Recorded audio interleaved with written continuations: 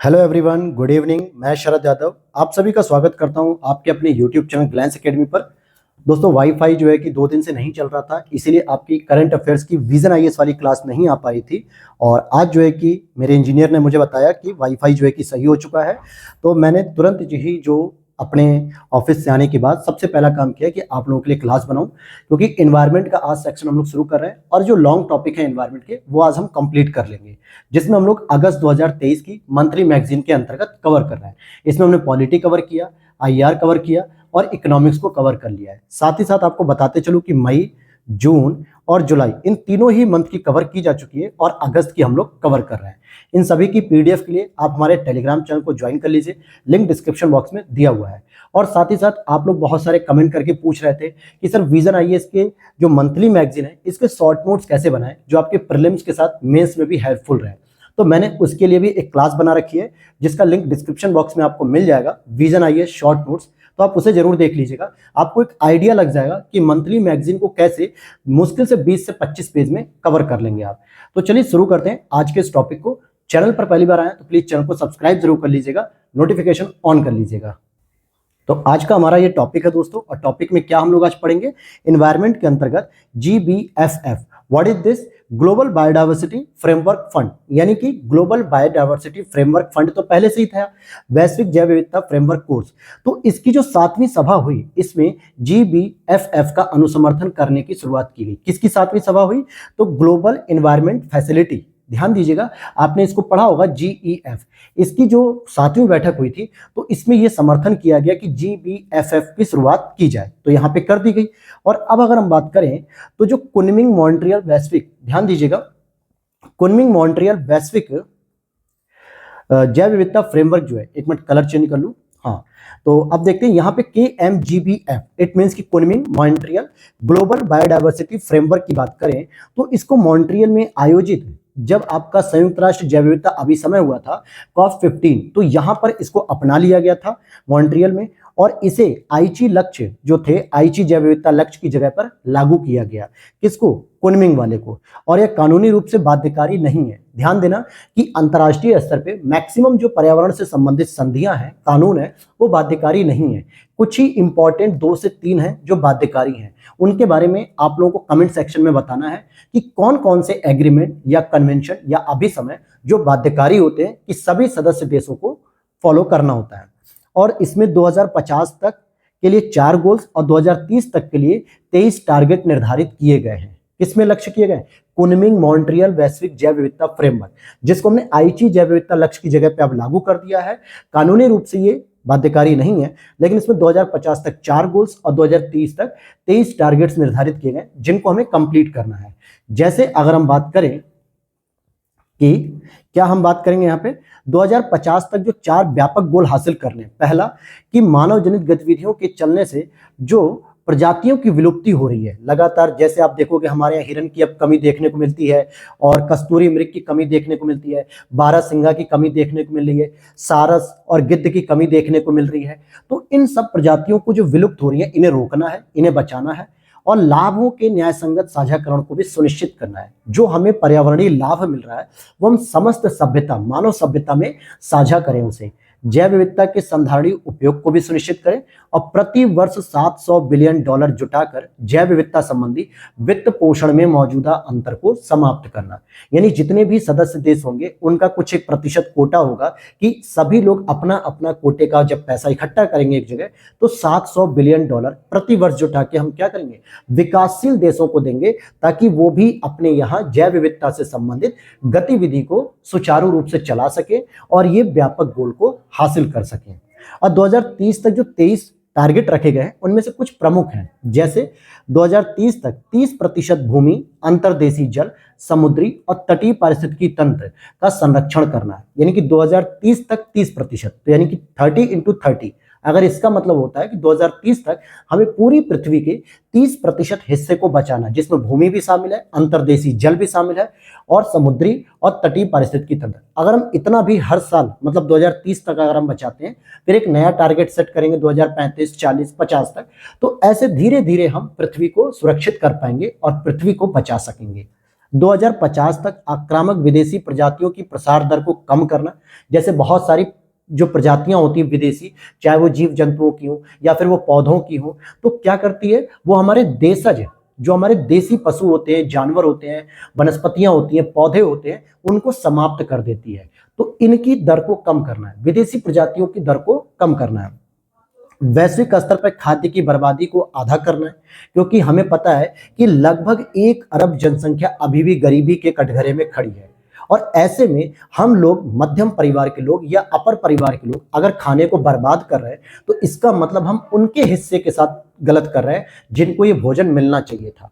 जो 1 अरब लोग गरीब हैं, आप रेस्टोरेंट में खाना खाने जाते होगे, आप अपने फ्रेंड्स के साथ जा रहे हो, अपनी गर्लफ्रेंड के साथ जा रहे हो, अपने बॉयफ्रेंड के साथ जा रहे हो, अपनी फैमिली के साथ जा रहे हो, तो आप क्या करते हो जब खाना खा रहे होते हो तो वहां पे बहुत सारी चीजों को ऑर्डर कर लेते हो एक साथ कि चलो आज ही तो आए हैं खाना खाने, लेकिन आप अपनी औकात से ज्यादा ऑर्डर करते हो, भोजन बच जाता है, वेटर आता है, उठाता है और पीछे डस्टबिन में गिरा देता है। वो डस्टबिन कहाँ जाती है किसी को नहीं पता। तो बेहतर ये होगा या तो खाने को इतना ही ऑर्डर करें जितना आप खा सकते हैं, या फिर जो भोजन बच गया उसे या तो डिब्बे में पैक कराएं और घर लेकर चले जाएं, या फिर अगर वो भोजन साफ है यानी कि जूठा नहीं है तो उसे डिब्बे में पैक कराएं, और जो रोड के किनारे, सड़कों के किनारे, फुटपाथ पे आपको गरीब दिखते हैं, भिखारी दिखते हैं, भूखे बच्चे दिखते हैं, उनको वो भोजन दे दिया करें। अगर मैं अपना बताऊं तो मैं एक कॉन्सेप्ट अपनाता हूं कि जितना मुझे खाना होता है मैं उतना ऑर्डर करता हूं।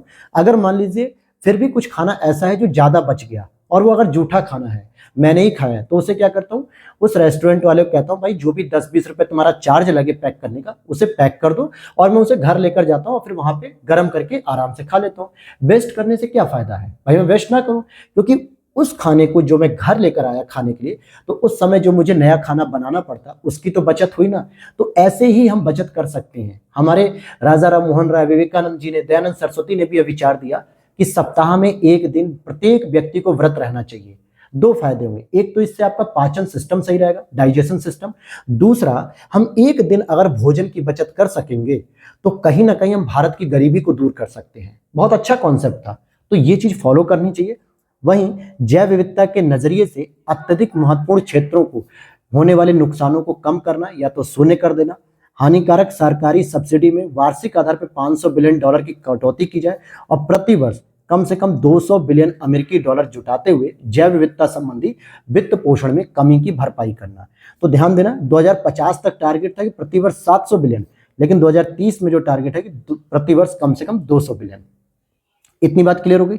और आगे हम देखते हैं कि इसके बारे में समझते हैं, जो हम पढ़ रहे हैं ग्लोबल बायोडायवर्सिटी फ्रेमवर्क फंड जो है, इसके बारे में अगर हम पढ़ें तो इसका उद्देश्य ही यह है कि कुनमिंग मॉन्ट्रियल वैश्विक जैव विविधता फ्रेमवर्क के कार्यान्वयन के लिए जो पैसा चाहिए वो यहां से प्रदान किया जा सके, और ये पैसा सदस्य देशों के द्वारा दिया जाएगा, जिसमें विकासशील देशों की संख्या 16 है, विकसित देशों की संख्या 14 है, मध्य पूर्वी यूरोप और पूर्व सोवियत संघ के 2 सदस्य हैं, और GBFF परिषद के निर्णय GEF में मूल दस्तावेज के अनुसार सर्वसम्मति से लिए जाएंगे। सर्वसम्मति का मतलब क्या हो गया, आम सहमति से लिए जाएंगे, यानी सदस्य देशों की भागीदारी यहां पर सुनिश्चित होनी चाहिए। वहीं इस GBFF यानी कि ग्लोबल बायोडायवर्सिटी फ्रेमवर्क फंड की जो स्थापना हुई वो निम्नलिखित संस्थाओं के तर्ज पे हुई, जैसे पारदर्शिता के लिए क्षमता निर्माण पहल ट्रस्ट फंड था, अल्प विकसित देश निधि, विशेष जलवायु परिवर्तन निधि, और नागोया प्रोटोकॉल कार्यान्वयन कोष। नागोया प्रोटोकॉल किस वर्ष आया ये आपको कमेंट सेक्शन में बताना है, ये अक्सर आता है मैच करने के लिए प्रीलिम्स में। फिर हम करेंगे कि धन या फंड जो इसमें कलेक्ट होगा, जो पैसा, उसका आवंटन कैसे करेंगे। तो देखिए, जैव विविधता की रक्षा संरक्षण सुनिश्चित करने के लिए 20% धनराशि देशज लोगों और स्थानीय समुदाय द्वारा आरंभ की गई पहलों के समर्थन के लिए दी जाएगी।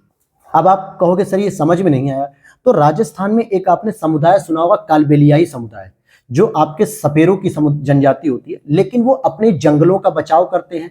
आपने कहानी सुनी होगी, राजस्थान में एक बच्ची थी या कुछ महिलाएं थी जो पेड़ों को कटने से बचाने के लिए पेड़ों से भी चिपक जाती हैं। यही चीज आपने उत्तराखंड में देखा होगा, जो सुंदरलाल बहुगुणा जी के द्वारा किया गया, जो थे ना जंगल बचाओ आंदोलन। तो ये लोग क्या है, अपने देशज स्तर पे स्थानीय पद्धति से कुछ पहल शुरू करते हैं जिससे पर्यावरण और प्रकृति को बचाना चाहते हैं। तो ऐसी स्थिति में हम इन्हें 20% धनराशि देंगे ताकि ये और अच्छे से उसका संरक्षण कर सकें।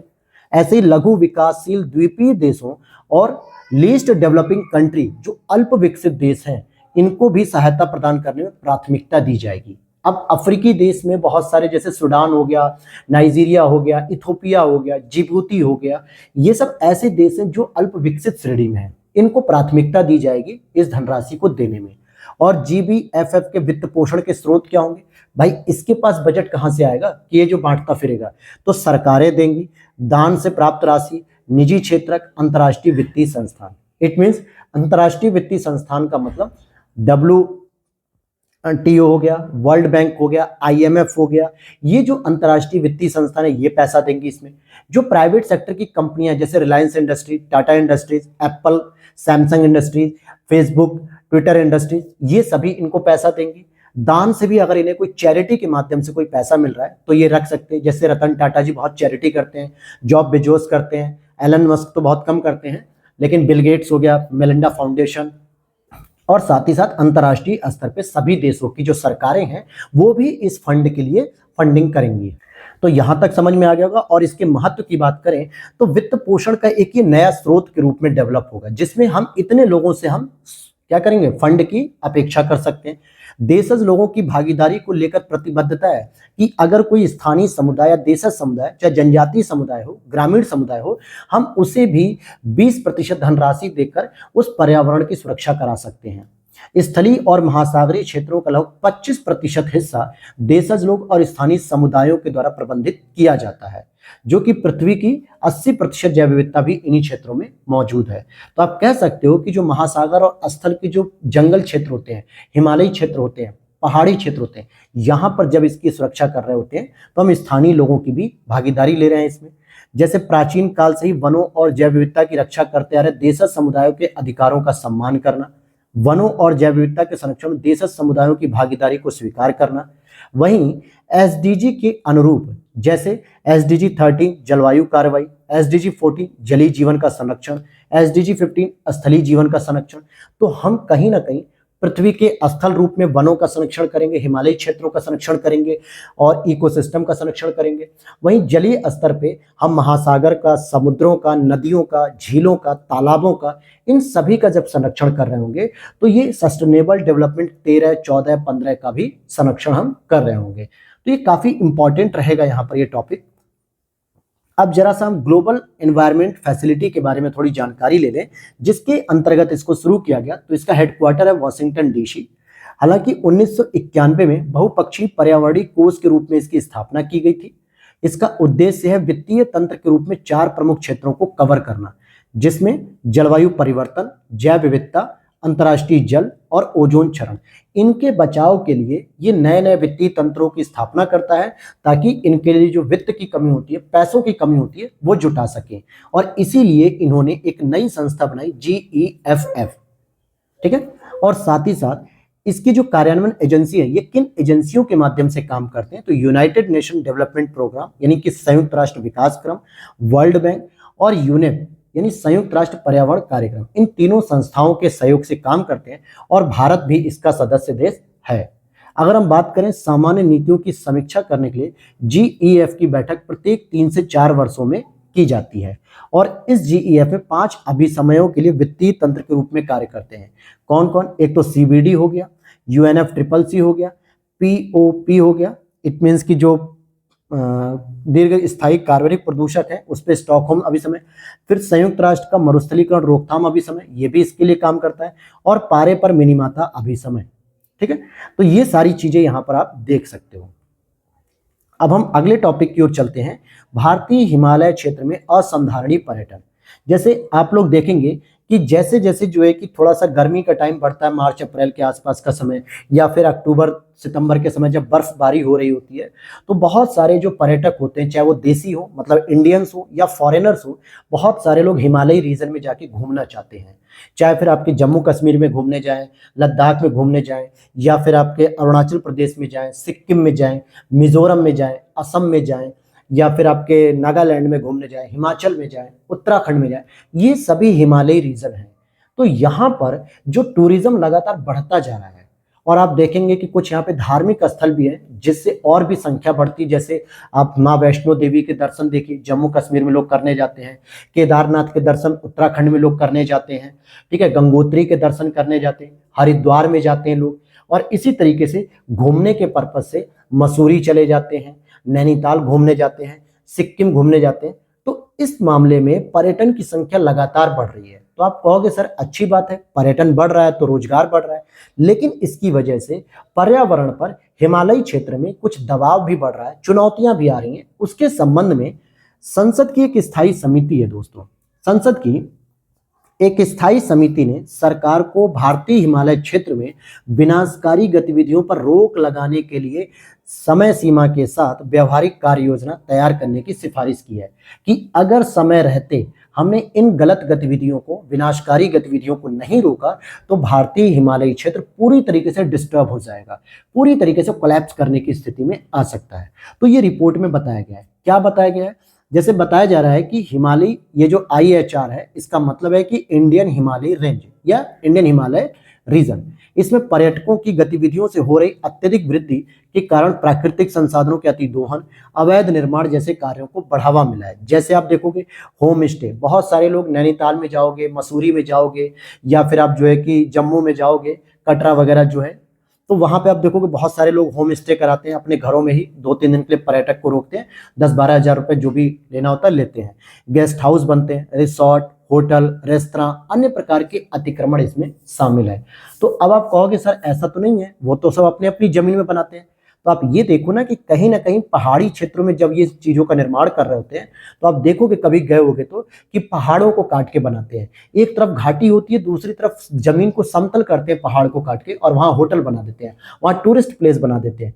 तो कहीं ना कहीं प्राकृतिक चीजों में हम छेड़खानी कर रहे हैं, पहाड़ों में जो है कि उनकी संरचना का परिवर्तन कर रहे हैं, और ऐसे में भूकंप आने की बहुत संभावना बढ़ जाती है। तो ये काफी नुकसान हो सकता है। जैसे जोखिम की बात करें कि क्या क्या जोखिम हो सकते हैं, तो पहला है भूभौतिकी। विवर्तनिकी रूप से एक सक्रिय क्षेत्र है, यानी कि टेक्टोनिक प्लेट की वजह से ये बहुत एक्टिव क्षेत्र है हिमालय का रीजन, और इसमें असंगठित और अर्ध संगठित पदार्थों से भी ये बना हुआ है। अगर ऐसे में हम लगातार यहाँ पे कुछ ऐसी गतिविधियां करेंगे, खनन की, या होटल बनाएंगे, या बार बार खोद के पिलर के माध्यम से, तो भूकंपी क्षेत्र बहुत सेंसिबल हो जाएगा, यहाँ पे भूकंप बहुत अधिक आएंगे। नदियों द्वारा घाटियों में होने वाले अधोमुखी कटाव से प्रभावित होता रहता है यह क्षेत्र, जैसे अलकनंदा, भागीरथी, मंदाकिनी, ये पहाड़ों से नीचे उतरते समय घाटियों में लगातार अपने कटाव के माध्यम से नए नए रास्तों को बना रही हैं। क्यों? क्योंकि इनका जो नेचुरल रास्ता था वहां पर तो लोगों ने होटल बना लिए, रेस्टोरेंट बना लिए, टूरिस्ट बना लिया, पीक पॉइंट बना दिया, लव पॉइंट बना दिया, डेड पॉइंट बना दिए, न जाने बहुत सारे पॉइंट होते हैं। लोग वहां जाके सेल्फी लेते हैं, एडवेंचर एक्टिविटी करते हैं। तो ये वजह से नदियों ने अपना मार्ग बदला, और जिसकी वजह से और भी कटाव हो रहा है। वहीं वर्षा, बादल फटने, बर्फ के पिघलने के कारण पहाड़ियों की ढलानों से नीचे की ओर मलबे से युक्त तीव्र जल प्रवाह और जल के रिसाव के चलते भूमि का धंसना हो जाता है। जैसे जोशीमठ इसी वजह से तो धंसा। बहुत बार आप देखोगे कि लोग हिमाचल, उत्तराखंड में घूमने गए हैं और अचानक से बर्फबारी बहुत तेज हो गई, तो लोग वहीं के वहीं फंसे रह गए, गाड़ियां ढह गई। अचानक पहाड़ से कोई बहुत बड़ा पत्थर जो है कि भूस्खलन हो गया, तो कई सारे लोग उसमें मर गए। तो ये सब जोखिम बढ़ रहे हैं। सामाजिक आर्थिक की बात करें तो पहाड़ी ढलानों पर कृषि, चराई, निर्माण कार्य आदि के लिए वनों की कटाई की जा रही है, हिमस्खलन बढ़ रहा है, भूस्खलन आदि घटनाओं में वृद्धि देखने को मिल रही है। साथ ही साथ जल विद्युत परियोजनाओं के निर्माण के कारण भी जल का प्राकृतिक प्रवाह बाधित हुआ है। जो नेचुरल मार्ग था नदी का, वो जल विद्युत परियोजनाओं की वजह से, बांध बनाने से वहां पे उनका मार्ग परिवर्तित हुआ। अब वो नदी दूसरे मार्ग पे जा रही है, तो दूसरे मार्ग के बीच में आने वाले जो पत्थर हैं, पहाड़ हैं, उसे काटते हुए जा रही है, जिससे वहां पे नई नई घाटियों का जन्म हो रहा है, और वो भूस्खलन के लिए उत्तरदायी बन रहे हैं कारण। यहां तक चीजें समझ में आ रही होंगी। ये बहुत ही प्रैक्टिकल तरीके से मैं आपको समझा रहा हूं। अगर आप बहुत ध्यान से कंसंट्रेट करके अगर बैठे हैं तो बहुत सारे टॉपिक आप यहाँ पे समझ पाएंगे। फिर आगे देखते हैं बढ़ता हुआ पर्यटन। बताया जा रहा है कि हर साल लगभग 10 करोड़ पर्यटक जाते हैं, और 2025 तक इनकी संख्या बढ़ के 24 करोड़ होने की संभावना है। तो ये केवल आपको उत्तराखंड, हिमाचल और लद्दाख तक नहीं सोचना है, आप बल्कि अरुणाचल को भी सोचिए, सिक्किम को भी सोचिए, आसाम को देखिए, नागालैंड को देखिए, मिजोरम को देखिए। इन क्षेत्रों में भी तो लोग घूमने जाते हैं ना, तो वहां पे स्थिति भी यही तो है। हालांकि नीति आयोग कहता है कि पर्यटन के माध्यम से उत्तराखंड, पश्चिम बंगाल, त्रिपुरा, असम जैसे कई राज्यों में उनकी स्टेट की जीडीपी में 10% से अधिक का योगदान देता है। मतलब टूरिज्म के माध्यम से वहां पे बहुत सारा लोगों को रोजगार मिलता है। लेकिन भाई जो नेचुरल फिनोमिना है, जो डिजास्टर देखने को मिल रही है, उससे आपको समय रहते अवेयर होकर उसके लिए समाधान निकालना पड़ेगा, नहीं तो विनाश बहुत खतरनाक हो सकता है। और इससे संबंधित हो रही जो असंधारणीय पर्यटन है, इससे चुनौतियां क्या पैदा हो रही हैं? अपशिष्ट का सृजन हो रहा है। मतलब 2018 में नीति आयोग ने एक रिपोर्ट में कहा था कि प्रति वर्ष लगभग 8.395 मिलियन टन ठोस अपशिष्ट उत्पन्न हुआ है। अब ठोस अपशिष्ट का क्या मतलब है? भाई जब प्रति वर्ष 10 करोड़ लोग जो है कि पर्यटन करने जा रहे हैं, तो वहां पे आप फूड पैकेट फेंक रहे हो, खाना खा रहे हो, चिप्स खा रहे हो, जूस पी रहे हो, गिलास फेंक दे रहे हो, डिस्पोजल प्लास्टिक के चिप्स के पैकेट फेंक रहे हो, आप जो है कि जो अपना मलमूत्र त्याग रहे हैं, वो भी सब चीजें वहीं पे अपशिष्ट हो रही हैं। तो इस तरीके से इनकी क्वांटिटी इतना हो रही है, यानी इतना वेस्ट कर रहे हैं लोग, खाना फेंक रहे हैं, प्लेटें फेंक दे रहे हैं, कुछ भी जो है कि डस्टबिन में फेंक दे रहे हैं, तो ये कूड़ा पैदा हो रहा है, ये भी हो रहा है। और जिसकी वजह से अपशिष्ट संग्रहण, पृथक्करण, निपटान, पुनर्चक्रण के मामले में असंगठित व्यवस्था है, जो यह समस्या को और बढ़ा रहा है। और इससे जो वाटर शेड यानी कि जल स्रोत हैं, वो और प्रदूषित हो रहे हैं। आप नैनीताल जाते हैं और वहां पे जो झील है, उसमें आप बोटिंग कर रहे होते हैं, लेकिन साथ में आप क्या कर रहे हो? बहुत सारी चीजें खाते रहते हो और उसकी पन्नी के, रैपर्स के क्या करते हो? झील में ही फेंक देते हो। आप जाते हो लद्दाख में शिकारा में घूमने, डल झील में शिकारे में घूमते हो, मतलब नाव होती है वहां की, और वहां घूमते घूमते बहुत सारी चीजें खा के वहीं फेंक देते हो। तो जल का जो स्तर है वो भी प्रदूषित हो रहा है, ये समस्या है। वहीं वन और जैव विविधता की बात करेंगे तो प्राकृतिक संसाधनों की हानि से जैव विविधता और इकोसिस्टम यानी पारिस्थितिकी तंत्र की सेवाएं भी प्रतिकूल रूप से प्रभावित हो रही हैं। मतलब निगेटिव इंपैक्ट पड़ रहा है इस पे। और आगे देखते हैं तो भू परिदृश्य की बात करेंगे तो पारंपरिक पर्यावरण अनुकूल और प्राकृतिक बुनियादी ढांचे की जगह नई अवसंरचनाओं के विकास से जो अनुपयुक्त और बेतरतीब जोखिमपूर्ण निर्माण को बढ़ावा मिल रहा है। लोगों का कहीं भी मन हो रहा है होटल खोल दे रहे हैं, कहीं भी ढाबा खोल दे रहे हैं, कहीं भी रेस्टोरेंट खोल दे रहे हैं, कहीं भी गेस्ट हाउस खोल दे रहे हैं। उससे क्या हो रहा है? वो लोग पहाड़ों को काट रहे हैं, नदियों के मार्ग को बदल रहे हैं, घाटियों को परिवर्तित कर रहे हैं। तो वहां का जो लैंडस्केप है वो परिवर्तित हो रहा है। पर्यटन की मौसमी प्रकृति, अलग अलग मौसम के दौरान पर्यटन संबंधी जो होने वाली उतार चढ़ाव गतिविधियां, अत्यधिक भीड़ भाड़, सेवाओं जैसी कीमतों में वृद्धि हो रही है। इट मीन्स की महंगाई भी बढ़ रही है। अब बहुत सारे श्रद्धालु हैं जो आपके वैष्णो देवी के दर्शन करने जाते हैं, तो लगातार एक पर्टिकुलर आप नवरात्र में देखिए, बहुत सारे लोग गए होंगे अभी, तो नवरात्र के समय वहां पे जो रुकने वाले जगह 1,000 रुपए मिल जाते थे, वो आज 2-3 हज़ार रुपए मिल रहे होंगे, यानी महंगाई बढ़ जाती है तुरंत वहां पे। सामाजिक सांस्कृतिक स्तर पे भी आप देखेंगे तो काफी मूल्यों का ह्रास देखने को मिल रहा है, क्योंकि आज लोग पर्यटन पर घूमने के नाम पर जो है कि बहुत कुछ जो है कि काम गलत करने जा रहे हैं। तो आपने देखा यहाँ पे कि जो प्रैक्टिकली जो प्रॉब्लम्स है वो सारी चीज मैंने आपको डील की, और आपको यहाँ से एक टॉपिक को फैमिलियर करने में समझ में आएगा कि हाँ, कितने जटिल टॉपिक को कितना आसान तरीके से आपको समझ में आ गया। अब हम आगे की राह में क्या कर सकते हैं? तो योजना, कार्यान्वयन और निगरानी, यानी संधारणीय पर्यटन। ऐसा नहीं कि पर्यटन को बंद कर दीजिए, भाई रोजगार कोलैप्स हो जाएगा बहुत लोगों का, लाखों लोगों का इस क्षेत्र में रोजगार है, करोड़ों लोगों का, तो ये पूरी तरीके से समाप्त हो जाएगा। तो हम पर्यटन को तो बनाए रखें, लेकिन वो सस्टेनेबल होना चाहिए, अर्थात हम पर्यटन के माध्यम से कोई भी क्या करें कि गलती ना करें, कोई भी हम क्षति ना पहुंचाएं। इसके लिए एक दीर्घकालिक रणनीति को तैयार करना पड़ेगा, और साथ ही साथ इसे तैयार करने में हमें स्थानीय समुदाय की भी भागीदारी करानी होगी। जो पर्वतीय क्षेत्र के जो लोग रहने वाले हैं, उनसे पूछा जाए कि यहाँ पे कौन कौन सी चुनौतियां आ रही हैं, कि जब पर्यटन घूमने आते हैं पर्यटक, तो उन्हें किस समस्याओं का समाधान करना होता है, कौन कौन सी चुनौतियां होती हैं, कहाँ पर वो रूम लेना चाहते हैं, कहाँ पर जो है कि वो ठहरना चाहते हैं, और आप कहाँ पे बना रहे हैं। इन सभी चीजों में तब जाके एक सही तरीके से समाधान निकलेगा। और वहीं नीति और विनियम, मतलब ठोस अपशिष्ट प्रबंधन नियम 2016 और प्लास्टिक अपशिष्ट प्रबंधन नियम 2016 को प्रभावी रूप से लागू करते हुए अपशिष्ट की मात्रा को लगभग शून्य करने पर जोर दिया जाए। तो इन नीतियों का भी पालन किया जाना चाहिए। जैसे कैसे होगा इनका पालन? भाई पर्यावरणीय संबंधी दक्षता और कार्बन उत्पादन प्रमाणन के आधार पर पर्यटन संबंधी सेवाओं को प्रदान करने वालों का पर्यावरणीय ऑडिट किया जाना चाहिए। जो आप सेवाएं दे रहे हैं, जो वहां पे पर्यटन हमें घुमा रहे हैं, जो गाइड होते हैं, गाइड करने वाले टूरिस्ट गाइड, उनसे पर्यावरणीय ऑडिट लेना चाहिए कि आपके रहते कितना नुकसान हुआ, कितना नहीं। मतलब अगर कोई पर्यटक वहां पे गलत कर रहा है, तो उसे पहले तो आप समझाइए कि भाई आप यहाँ घूमने आए, आप यहाँ कचरा मत फैलाइए, आप यहाँ गंदगी मत फैलाइए, आप यहाँ पे ठोस अपशिष्ट प्रदूषण मत फैलाइए, ये रोकिए। वहीं एकल प्रमाणन योजना और इको लेबलिंग को लागू किया जाना चाहिए, जिससे प्रदूषण को कम करने में मदद मिलेगी। और भूपरिदृश्य की स्पष्ट जोनिंग होनी चाहिए, मतलब कि जहां पर जरूरत पड़े हस्तक्षेप को रोक देना चाहिए कि नहीं, पता चला कि एक पर्वत है और उसके ऊपर एक छोटा सा पत्थर टिका हुआ है, छोटा तो नहीं, हालांकि पहाड़ों में बहुत बड़े बड़े पत्थर होते हैं, अगर उसके नीचे अगर हमने कोई पिलर खड़ा करके होटल बनाने की कोशिश की, रेस्टोरेंट बनाने की कोशिश की, या कोई टूरिस्ट एक्टिविटी बनाने की कोशिश की, तो हो सकता है वो पत्थर ऊपर से नीचे गिर जाए। तो ऐसी स्थिति में हम संवेदनशील क्षेत्रों को, स्पष्ट जोखिम को क्लियर कर लें। क्लियर है। वहीं संस्थानों का योगदान ले सकते हो, संस्थान और प्रक्रियाओं में, जैसे आप देखोगे अंतर विभागीय तालमेल को प्रोत्साहित किया जाना चाहिए। कैसे होगा? एसडीजी लक्ष्यों और संकेतकों के अनुरूप पर्यावरणीय, आर्थिक, सामाजिक, पर्यटन संबंधी रणनीतियों, उपलब्धियों और विद्यमान समस्याओं पर एक सक्रिय रूप से नजर रखनी चाहिए और इन सब की सार्वजनिक रिपोर्टिंग की जानी चाहिए। और साथ ही साथ उच्च जोखिम वाले क्षेत्रों के बजाय कहीं और निवेश करने के लिए जलवायु स्मार्ट बुनियादी ढांचे को भी तैयार करना चाहिए, ताकि रणनीतिक तरीके से पर्यावरणीय मूल्यांकन, जोखिम संबंधी प्रकटीकरण किया जा सके और उससे समेत हम कुछ उपाय निकाल सकें। वित्त और बाजार की बात करें तो पर्यावरण प्रमाणन के आधार पर पर्यावरणीय सेवाओं पर हरित उपकर यानी कि ग्रीन सेस लगाना चाहिए। अब ये जो सेस होता है दोस्तों, ये टैक्स के ऊपर टैक्स लगता है, यानी कि टैक्स ऑन टैक्स। ठीक है, ये सामान्यतः 1%, 2%, 15% तक मैक्सिमम लग जाता है। तो ये सेस जो होता है, ये कहीं ना कहीं उस क्षेत्रों में हमें सुविधा प्रदान करने के लिए ही लगाया जाता है। और smart mountain tourism destination business plan तैयार किया जाए, ताकि अगर माउंटेन टूरिज्म जो घूमने आ रहे लोग वो स्मार्टली घूमें, मतलब कि बहुत सारा नुकसान न हो पाए।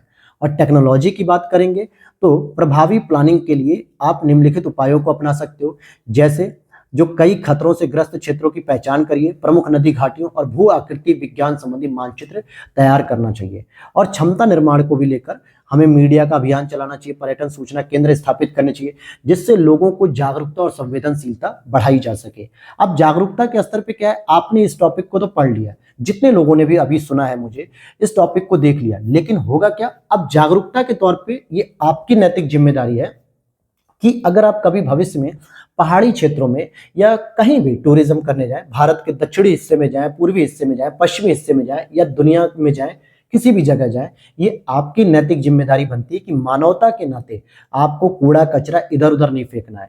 जगह जगह डस्टबिन लगे होते हैं, जगह जगह लिखा होता है कि ये ब्लू बॉक्स है, ये ग्रीन बॉक्स है, यहाँ गीला कचरा डालिए जो आपके खाने के पदार्थ होते हैं, यहाँ सूखा कचरा डालिए जो प्लास्टिक्स होते हैं, अपशिष्ट होते हैं। जगह जगह आपको डस्टबिन देखने को मिलते हैं, उसमें आप उसका यूज करिए, रोडों पे ना फेंकें।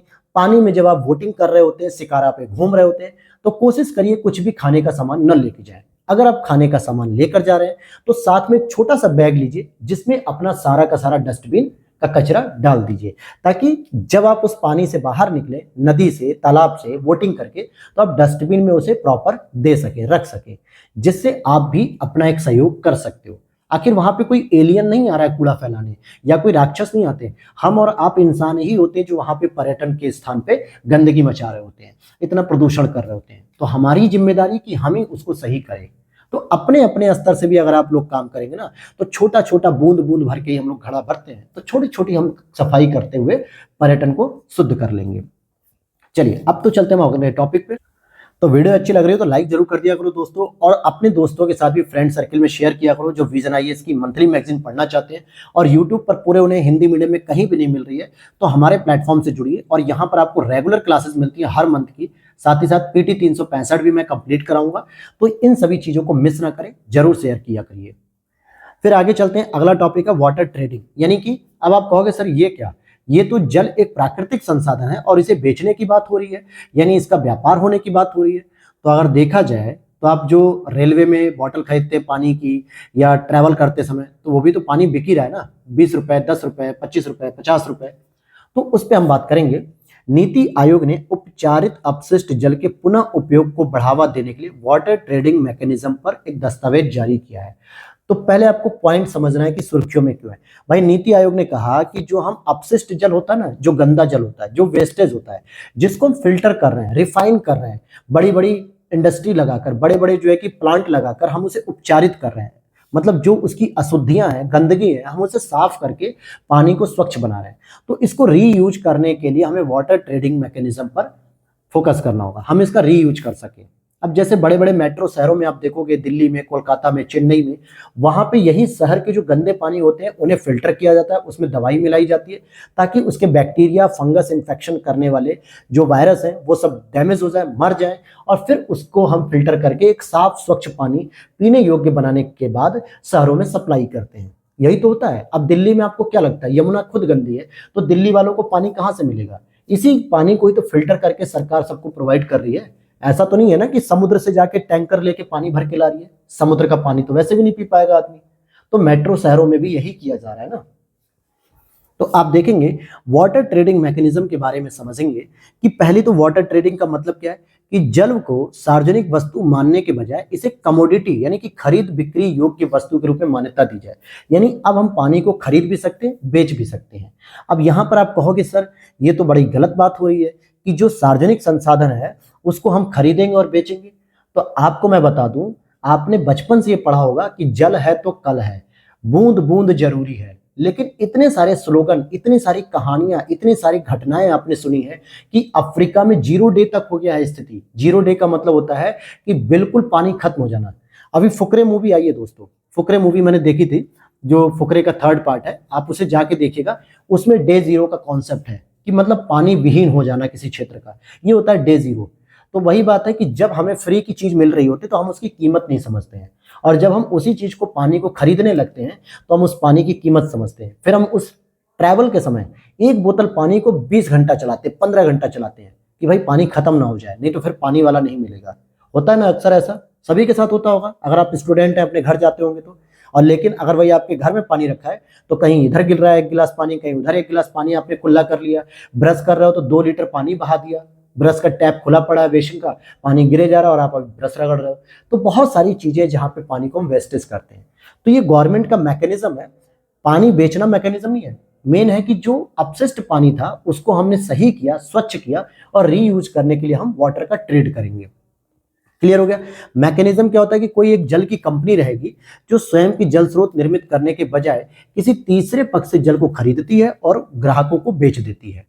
वाटर ट्रेडिंग को बढ़ावा देने के लिए किसकी जरूरत है? पहले तो जल का स्वामित्व किसका है, इसको लेकर स्पष्टता होनी चाहिए।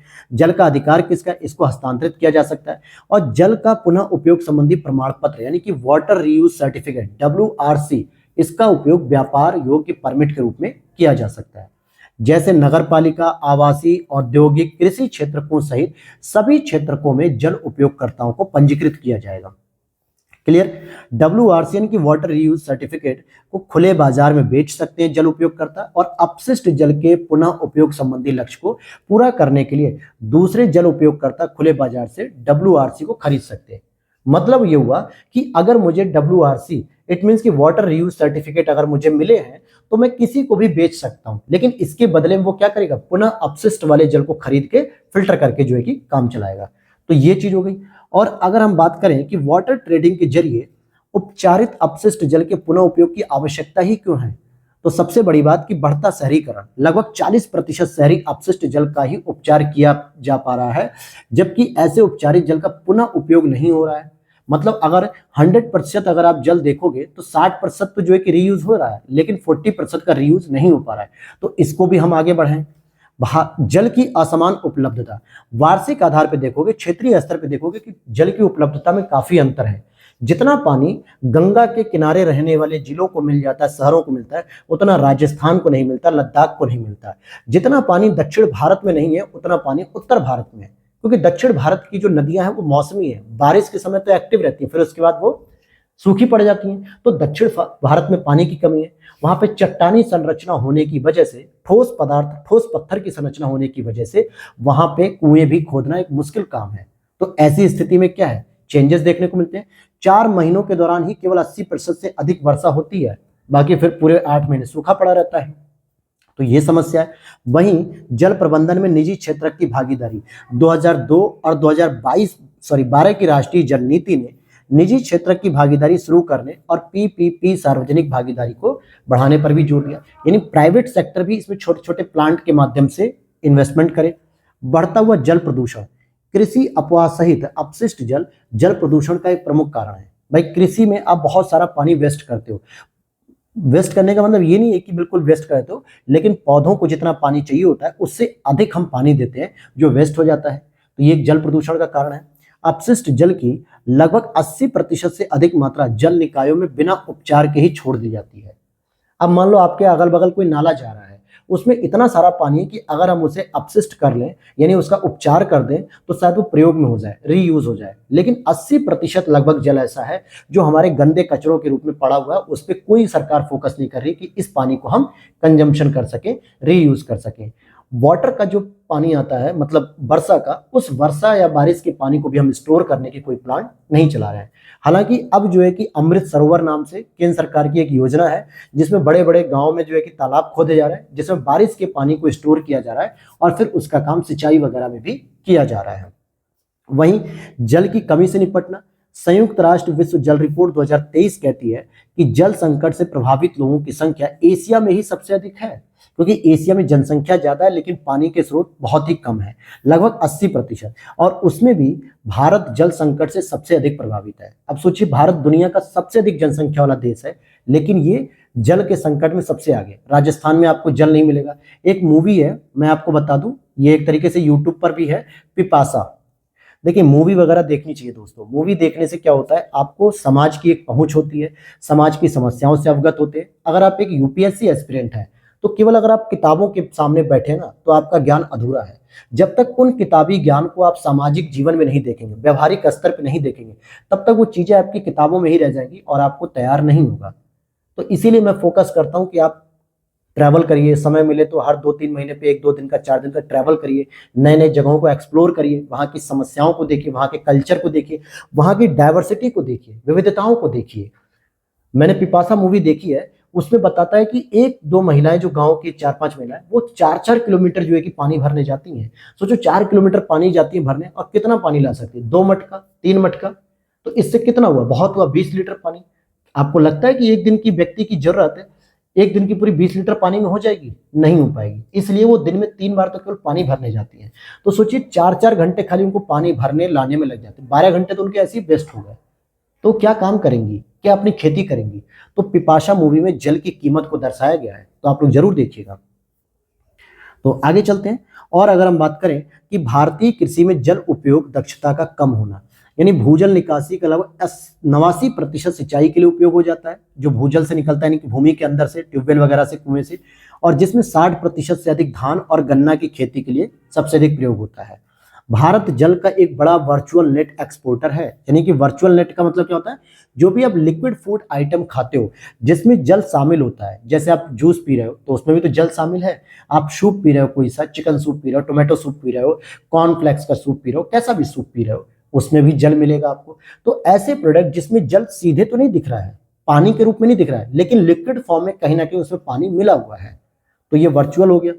अब यहाँ पे चुनौतियां देखेंगे तो मूल्य का निर्धारण सबसे बड़ी चुनौती है कि खेतों और औद्योगिक इकाई में उपयोग हेतु भेजने में जो धन का खर्च अधिक होता है अपशिष्ट जल का उपचार करने से, और ताजे जल के सामने इसको प्रतिस्पर्धा करने में कठिनाई हो सकती है।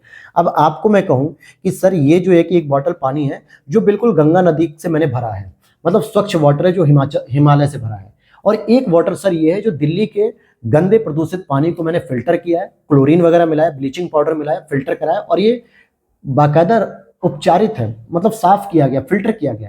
तो आप दोनों बॉटल में सबसे पहला हाथ लगाओगे गंगा नदी के पानी पे जो हिमालय से आया है, क्योंकि आप कहोगे सर ये ताजा पानी है, जबकि वो भी पानी साफ हो चुका है, उसके सारे इन्फेक्शन मर चुके हैं दिल्ली वाले पानी के, लेकिन आपकी डिमांड क्या है? ताजा पानी। तो ताजे पानी से भी इसको कंपटीशन करना पड़ता है कि ताजे पानी की डिमांड ज्यादा होती है इसकी अपेक्षा, तो अपशिष्ट जल को कोई लेना नहीं चाहता है। भंडारण की बात करें तो अपशिष्ट जल निरंतर उत्पन्न होता रहता है और इसका उपचार भी निरंतर करना पड़ता है। यह आवश्यक नहीं है कि उपचारित अपशिष्ट जल की मांग पूरे वर्ष एक समान बनी रहे। भाई, जहां पे जल की कमी है, राजस्थान में, दिल्ली में, या पंजाब में, या गुजरात के कच्छ वाले जिले में, जहां जल की कमी है वहां तो इसकी डिमांड हो जाती है कि चलो ठीक है, आप रीयूज वाटर को ही दे दो, पीने योग्य पानी होना चाहिए, उस फिल्टर हो चुका हो, साफ पानी हो चुका हो। लेकिन पश्चिम बंगाल, बिहार, यूपी, उत्तराखंड, जहां पे नदियों की जो है कि बहुत सारी मात्राएं हैं, नदी में पानी बहुत है, तो वहां कोई रीयूज पानी को क्यों खरीदेगा? नहीं खरीदता है। तो ये भी एक समस्या है। अब यहां हम देखते हैं मांग का पता लगाना, अर्थात कि उपचारित अपशिष्ट जल को व्यापार योग्य वस्तु बनाने के लिए मांग को भी जरूरी रखना है कि पहले मांग तो होनी चाहिए, उतनी डिमांड तो होनी चाहिए, सुनिश्चित आपूर्ति, संयंत्र का रखरखाव करो, सीवेज नेटवर्क में व्यवधान, इनलेट सीवेज, उपचारित सीवेज में गुणवत्ता की समस्या, ये सभी चीजें जो बाधित हो सकती हैं आपूर्ति, इसका हमें ध्यान रखना होगा कि इसे कम से कम करें। मूलभूत मानव अधिकार के रूप में जल, भारत में जल को न तो एक वस्तु माना जाता है और न ही इसे कोई महत्वपूर्ण आर्थिक महत्व दिया जाता है, और शायद यही वजह है कि हम जल को बेपनाह बर्बाद करते हैं। आप डेली लाइफ में देख लीजिए, आप दिन भर में कितना पानी वेस्ट करते हैं और कितना पानी यूज करते हैं। आप नहाने जाते हैं, 4 बाल्टी पानी से अगर कोई व्यक्ति नहा सकता है तो 10 बाल्टी पानी से नहाएगा, हालांकि उसके शरीर में गंदगी उतनी रहती है दोस्तों। कौवा अगर दिन में 5 बार नहा भी ले तो गोरा नहीं हो सकता, बगुला नहीं बन सकता। जो नेचुरल है वो है। आपके अगर शरीर की पूरे बॉडी पार्ट अगर आपके 2-3 बाल्टी में नहाने में आसानी से हो सकते हैं तो आप 4 बाल्टी में नहा लो, क्यों जरूरत है आपको 10 बाल्टी में नहाने की? भाई 6 बाल्टी पानी बचेगा तो आपकी फैमिली का दूसरा सदस्य नहा लेगा। तो ये चीज हमें बहुत जरूरी है, माननी पड़ेगी। और आगे की राह में अगर आप देखना चाहते हैं तो जल के आवंटन और उपचारित अपशिष्ट जल का मूल्य निर्धारित करने के लिए वैधानिक शक्तियों वाले स्वतंत्र विनियामकी प्राधिकरण का गठन करना पड़ेगा। हालांकि भारत में 12 राज्यों ने IRA के गठन के लिए कानून बनाए हैं और इसको सिंचाई क्षेत्र से जुड़े जल शुल्क के विनियमन की ही शक्ति दी गई है। एक ट्रेडिंग प्लेटफॉर्म को विकसित करना और इसमें सभी हितधारकों को शामिल किया जाना चाहिए। पुनः उपयोगी संबंधी लक्ष्य को निर्धारित करिए कि जल का अगर हम पुनः उपयोग कर रहे हैं तो कहाँ कहाँ पे होगा। औद्योगिक समूहों, नगर पालिका, आवासीय इकाइयों और कृषि भूमि और पर्यावरणीय आवश्यकताओं की पहचान की जानी चाहिए ताकि हम यहाँ पे जल को सप्लाई कर सके। पुनः उपयोग के लिए साइट विशिष्ट योजनाओं को भी तैयार करना पड़ता है। और निगरानी तंत्र की बात करें तो IRA की देखरेख में नियमित निगरानी तंत्र और सामाजिक प्रभाव मूल्यांकन की स्थापना की जानी चाहिए। जल की तटस्थता, वाटर न्यूट्रलिटी की दिशा में भी हमें काम करना पड़ेगा, जिसमें तटस्थता की अवधारणा इस तथ्य की वकालत करती है कि नए विकास के बाद जल की कुल मांग उतनी ही होनी चाहिए जितनी पहले थी। ऐसा ना हो कि हम नई नई टेक्नोलॉजी को डेवलप करें और हमारे जल की मांग बढ़ती जा रही हो, जल की खपत ज्यादा हो रही हो, तो ऐसे में जल संकट भी आ सकता है।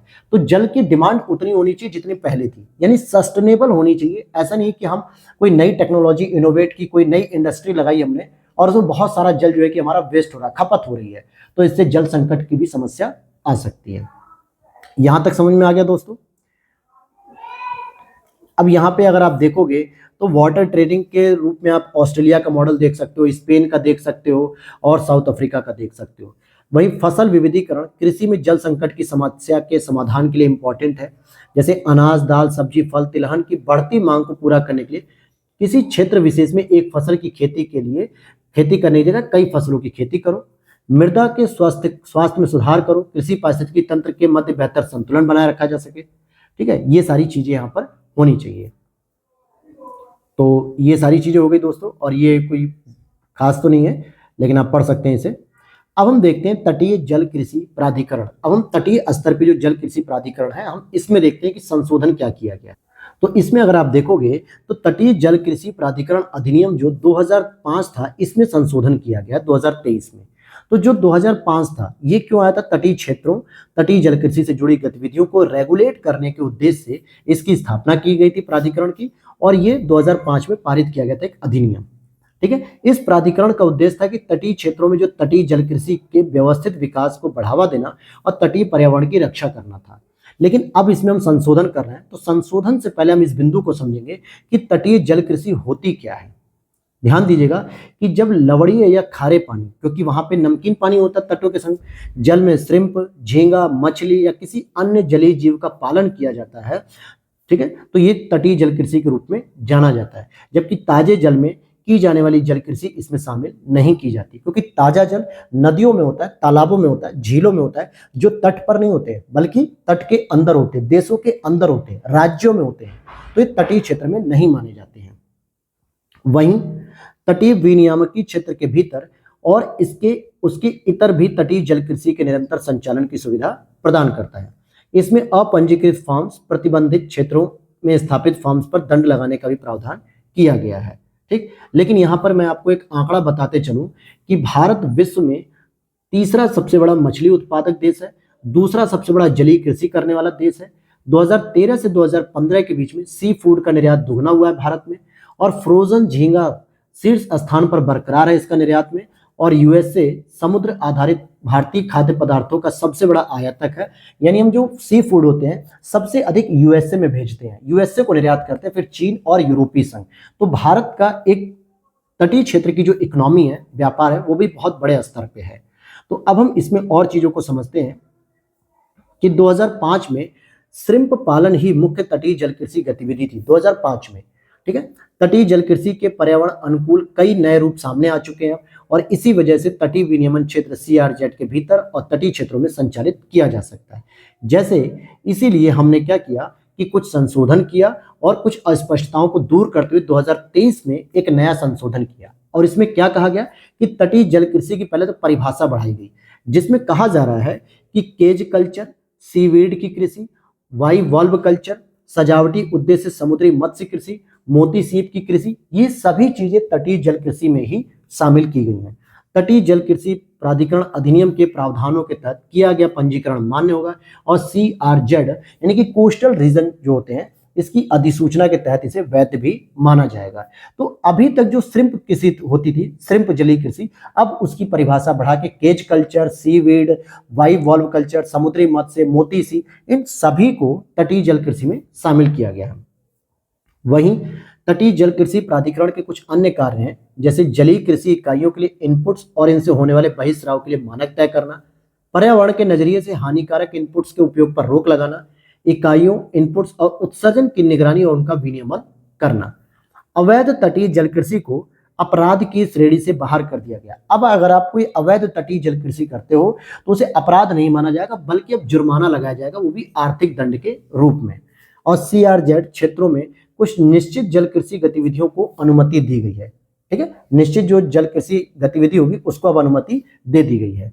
हालांकि तटीय जल कृषि में मानव स्वास्थ्य के लिए हानिकारक एंटीबायोटिक दवाओं, फार्माकोलॉजिकली एक्टिव सब्सटेंस के उपयोग पर रोक लगा दी गई है, क्योंकि अगर आप तटीय जल कृषि में कुछ ऐसी गतिविधियां कर रहे हैं या ऐसी दवाओं का प्रयोग कर रहे हैं जो मानव के स्वास्थ्य के लिए हानिकारक हो सकता है, तो उस पर प्रतिबंध लगाया गया है। वहीं जैव सुरक्षा को बढ़ावा दिया जा रहा है, जिसके लिए निम्नलिखित उपाय आप देखोगे कि तटीय जल कृषि इकाई के भीतर हानिकारक सजीवों के प्रवेश या प्रसार के जोखिम का विश्लेषण, नियंत्रण, रोकथाम करने के लिए उपाय करना है। तटीय जल कृषि इकाई के भीतर संक्रामक रोगों के फैलने के जोखिम को भी हमें कम करना है। तो अब जो 2023 का ये जो संशोधन किया उसका क्या महत्व है? तो भाई अगर 2005 से हम संतुष्ट नहीं थे, तो जो 2023 में हमने संशोधन किया उसमें क्या महत्व निकलेगा कि तटीय क्षेत्रों का संधारणीय विकास किया जाएगा, क्योंकि अब हमारे को सस्टेनेबल डेवलपमेंट गोल्स के साथ जो है कि संधारणीय विकास भी करना है। तो कहीं ना कहीं हम उत्पादन, उत्पादकता, निर्यात, इन सभी की पहचान करते हुए जो है कि हम उद्यमशीलता को बढ़ावा देंगे और जो सस्टेन करेगी, संधारणीय होगी। प्राधिकरण को शक्ति प्रदान करना, यानी प्रदूषणकर्ता द्वारा भुगतान के सिद्धांत सहित तटीय जल कृषि समेत गतिविधियों को रेगुलेट किया जा सकेगा, व्यापार करने में सुगमता हो सकेगी। ठीक है, और साथ ही साथ पर्यावरण अनुकूल नई तटीय जल कृषि को बढ़ावा दिया जाएगा, जैसे केज कल्चर हो गया, सीवीड की कृषि, इन सबको बढ़ावा दिया जा रहा है। साथ ही अगर आप देखोगे रोजगार का भी सृजन होगा, क्योंकि तटीय क्षेत्र में रहने वाले मछुआरा समुदायों, विशेषकर महिला मछुआरों के लिए एक रोजगार के अवसर पैदा करने में मदद मिलेगी। आपने साउथ इंडियन मूवी देखी होगी, तो अक्सर आप देखोगे तटीय क्षेत्रों के पास जो मछली बाजार लगती है उसमें बहुत सारी महिलाएं मछलियां बेचती हैं। अगर आपने एक R माधवन की एक कोच वाली एक मूवी थी, ध्यान नहीं आ रहा दोस्तों, साउथ की ही मूवी है, जिसमें दो लड़कियों को वो ट्रेनिंग देते हैं, उसमें से दोनों ही बहनें मछलियां बेचती थी और वो बाद में एक इंटरनेशनल लेवल पर एथलीट यानी कि प्लेयर बनती है इंडिया की, जिसे R माधवन एक मूवी में कोच के माध्यम से भूमिका निभाते हैं। तो ये देखना है कि महिलाओं के लिए भी रोजगार के अवसर पैदा हो सकेंगे। वहीं समर्पित सुविधाओं का विकास करना, ठीक है, यानी समुद्री जल तक सीधी पहुंच वाले क्षेत्रों में समर्पित सुविधाओं के विकास पर भी जोर दिया जा रहा है और निर्यात में इससे सुधार हो सकेगा। जो हम सी फूड का निर्यात करते हैं उसमें भी हम सुधार कर सकेंगे। ठीक है, और अधिनियमित से जो अधिनियम है यानी कि 2023 है, इससे कुछ संबंधित मुद्दे भी तो हैं, इस पे विचार कर लेते हैं। जैसे तटीय जल कृषि प्राधिकरण द्वारा अप्रभावी कार्य, कैग की एक रिपोर्ट ने बताया कि तटीय जल कृषि प्राधिकरण पहले ही अपने कार्यों को करने के लिए कुशल जनशक्ति, बुनियादी सुविधाओं की कमी का सामना कर रहा है और ऐसे में अगर आप इसे और शक्ति दे रहे हो तो शायद ये और विफल हो जाएगा। दूसरा, गहन तटीय जल कृषि को बढ़ावा देना, यानी पर्यावरण पर प्रतिकूल प्रभाव पड़ सकता है इससे, जैसे भूमि और कुओं का लवणीकरण हो सकता है। बाढ़ के दौरान जल निकासी में बाधा भी उत्पन्न हो सकती है कि बाढ़ का जो पानी है वो बाहर निकले ही ना, वो वहीं पड़ा रह जाए, जिससे बीमारियां पैदा हो सके। तो ये सभी कारण है दोस्तों। तो चलिए मिलते हैं अब हम आपको अगले टॉपिक में, मतलब अगली क्लास में, और जिसमें हम लोग पढ़ेंगे कृषि वानिकी, एग्रो फॉरेस्ट्री, और उसके आगे जो एक दो टॉपिक और इंपॉर्टेंट है उसको हम लोग कवर करते हुए जो शॉर्ट न्यूज है उसको भी हम लोग कवर करेंगे। तो मिलते हैं नेक्स्ट क्लास में। वीडियो अच्छी लगी हो तो लाइक जरूर कर देना दोस्तों। तो थैंक्स फॉर वॉचिंग, शेयर जरूर करें अपने दोस्तों के साथ।